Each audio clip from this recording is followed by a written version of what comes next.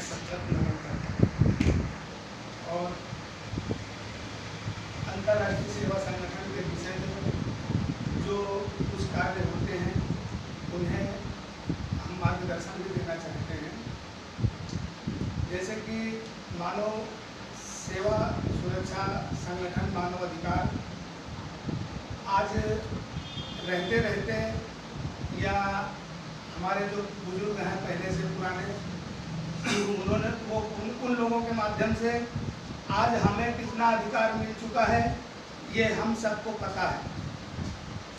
क्योंकि इसके पहले का जो समय था वो कितना गुलामी का था और कितना आधीनी का था, ये आप लोग समझ सकते हैं। इसके पहले का जो जीवन आज से 25-30 साल 40 साल पहले अगर आप हम देखते हैं तो हमें ये लगता है कि हम पूरे तरीके से गुलाम थे, क्योंकि जो कार्य हमें नहीं करना रहता था वो भी हमसे ज़बरदस्ती करवाया जाता था, या हमारी बहन बेटियों के साथ ज़बरदस्ती छेड़खानियाँ होती थी, उसे भी हम देख करके भी जुल्म को सहते थे, फिर भी कुछ नहीं कर पाते थे। लेकिन आज हम अपने अधिकार के विषय में खड़े होते होते होते होते होते होते देखो आज हमारा देश इतनी तरक्की पर आ गया है और इतने मानव अधिकार सुरक्षा पर आ गया है कि आज हमारी एक एक बहन बेटियां किसी भी रास्ते पर जाती हैं, किसी भी सड़क पर जंगल तक में सुरक्षित है।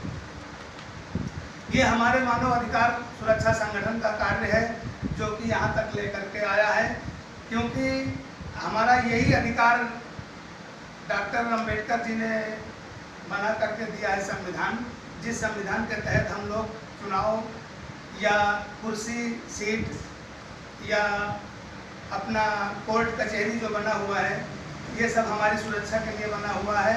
और डॉक्टर अम्बेडकर जी आज भले हमारे बीच में नहीं हैं, पर हमें उनके विषय में गर्व है कि उनका संविधान हमारे बीच में है और हम उसी संविधान पर चल रहे हैं, उसी संविधान के रखवाले हैं।